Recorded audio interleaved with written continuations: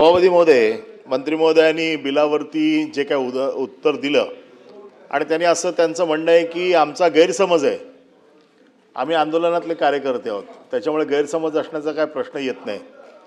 आम्ही मगासपासून आपल्याला जे सांगितलं आहे की एखादा आरोपी पकडल्याच्या नंतर त्याला 24 तासामध्ये उभं करावं लागतं आणि 24 तासामध्ये मग कोर्टामधनं त्याची एक तर पोलीस कस्टडी घेऊन नंतर मग पुढच्या पद्धती याच्यावरती सविस्तर चर्चा झाली. आपण त्याच्यावरती उत्तर दिलं की तसं नाही आहे, हा आपण सांगितलेला मुद्दा आम्हाला कळला. आपण आम्हाला जो मुद्दा सांगितला आत्ता जो समजवून आमचा गैरसमज काढण्याच्या दृष्टिकोनात ना की ज्याची तरतूद आता BNS मध्ये नाही आहे. आपण काय सांगितलं, प्रिव्हेंटिव्ह ॲक्शन. प्रिव्हेंटिव्ह ॲक्शन कोणावर होते? अँटी सोशल एलिमेंट्स जे असतात त्यांच्यावरती प्रिव्हेंटिव्ह ॲक्शन होते. या सभागृहामध्ये जे कार्यकर्ते रस्त्यावरून आंदोलन करून आलेले आहेत, जे कार्यकर्ते रस्त्यावरून आलेले आहेत आंदोलन करून, प्रवीण दरेकरजी जरा सभागृहामध्ये शांतता ठेवा. तुम्ही आणि आम्ही रस्त्यावर आंदोलन करून इथपर्यंत पोहोचलेलो आहोत आणि ह्यांनी जो सांगितला कायदा हा प्रिव्हेंटिव्ह ॲक्शनचा आहे. तुम्हाला आणि मला किती वेळा प्रिव्हेंटिव्ह म्हणून उचललाय? म्हणजे उद्या आंदोलन आहे तर आज रात्री आता सरनाईक साहेब बसलेत, रात्री पोलीस घेऊन जातात, आपल्याला पार्टी घेऊन जातात, काय म्हणून घेऊन जातात? प्रिव्हेंटिव्ह काय 151 151 लावतात ना आपल्याला. हाच आहे कायदा जो आपण सांगताय ना, तोच आहे. 151 का लावतायत? की उद्यापासून तुमच्यापासून समाजाला उद्या धोका आहे का, तर आम्ही आंदोलन करणार आहोत म्हणून. उद्या रस्ता रोकोय, आज आम्हाला रात्री उचलतायत. आपण जे सांगताय की तो त्याच्यामध्ये मला आज उचलला सकाळी 5 वाजता तर मला 24 तासानंतर सोडून देतात. आपण तो बदल करताय. आता मला 24 तासानंतर सोडणार नाही, आता मला प्रिव्हेंटिव्ह मध्ये जर पकडलं ना तर तुमच्या ह्या कायद्याप्रमाणे मला 15 किंवा 30 दिवस आतमध्ये ठेवण्याची तरतूद तुम्ही या कायद्याने करताय. 151(3) करतो तेव्हा कोर्टाच्या परमिशनला जावं लागतं. मी सांगतो ना तुम्हाला. मंत्री महोदय तुम्ही बोला. तुम्ही माझ्यासारखे रस्ता तुम्ही स्पष्टीकरण करण्याच्या वेळी बोला ना, त्यांना लेट रस्ता घासून आलेलो आहोत.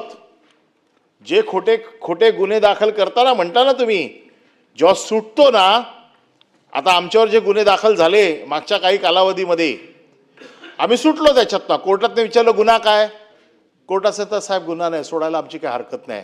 अरे पण माझी 4 वर्ष घालवली ना तुम्ही. माझ्यावरती फॉर्जरीचे गुन्हे तुम्ही दाखल केलेत. फॉर्जरीचे गुन्हे दाखल का केले? तर कोणाकडनं तरी लिहून घेतलं की ह्या NA अर्ज याच्यावर माझी सही नाही. अरे त्याची सही नसेल म्हणून माझ्यावर फॉर्जरीचा गुन्हा. असे तुमच्यातले जे काय आंदोलनातले लोक आलेत ना, राजकीय परंपरेने वारसेने जे आलेत ना, त्यांना हे दुःख कळणार नाही. जे रस्ता घासून आलेत ना त्यांना याचं दुःख कळतंय की काय त्रास आहे याचा तो. आणि म्हणून माझं मत असं आहे की तुमचा 151, 151(3), 151(3) मध्ये तुम्हाला 24 तासानंतर 151(3) लावला तर मला कोर्टासमोर घेऊन जावं लागतं. पण आता तुम्ही जी तरतूद करते ती 151 मध्ये पण आहे. आता ह्याचं BNS मध्ये काय नंबर बदललाय मला माहित नाही, कारण आम्ही जुने कार्यकर्ते असल्यामुळे आम्हाला जुने सगळे IPC आता पाठ झालेलं आहे. पण 151 मध्ये जर पुढे, म्हणून मी म्हटलं की माझ्यासाठी ठीक आहे आज, पण उद्या तुमच्यावर पण येणार आहे. उद्या जर सरकार बदललं तुम्हाला देखील उचलून 151(3), 151 मध्ये जर आणला रात्री,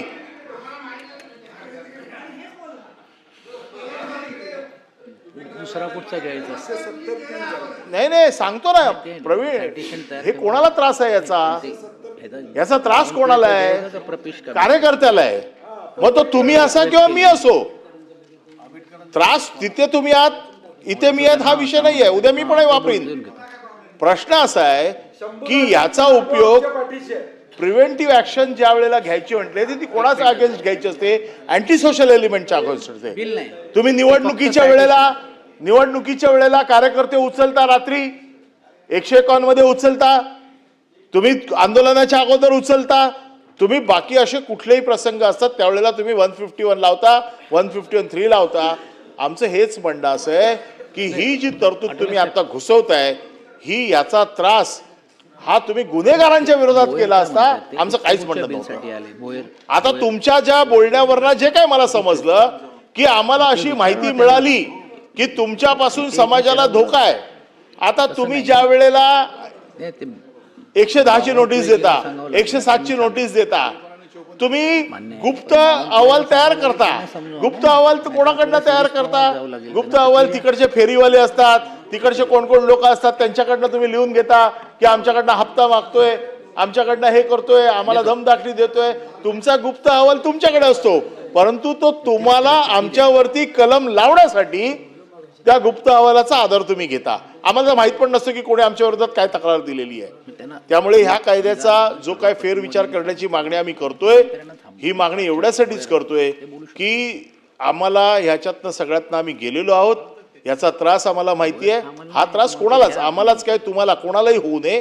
ह्या कायद्याचा उपयोग हा सर्वसाधारण गुन्हेगारांना व्हावा. तुमच्या माझ्या फायद्यासाठी या शस्त्राचा वापर होऊ नये, हा माझा त्याच्या पाठीमागचा उद्देश आहे.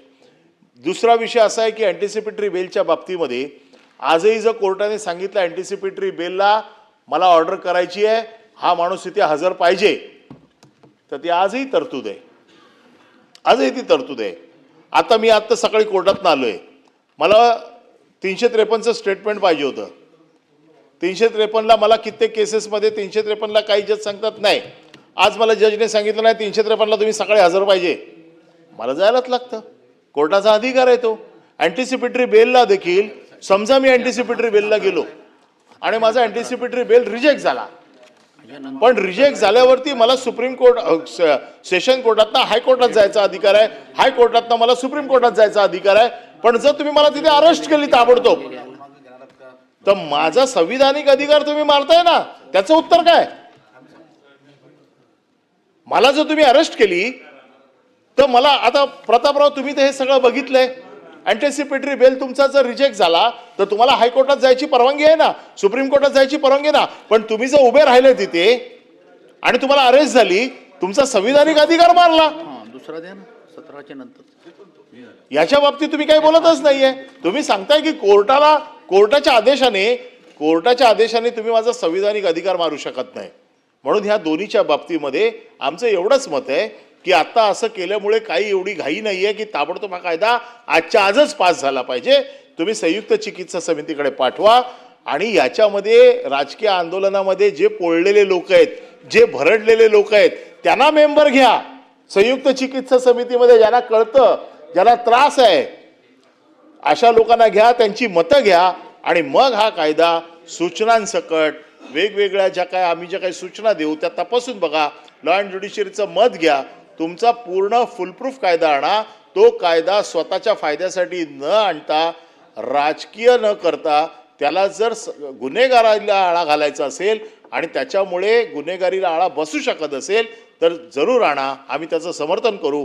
परंतु आज जर केवळ बहुमताच्या जोरावरती आपण हा कायदा पास करणार असाल तर आम्ही त्याचा निषेधच करू.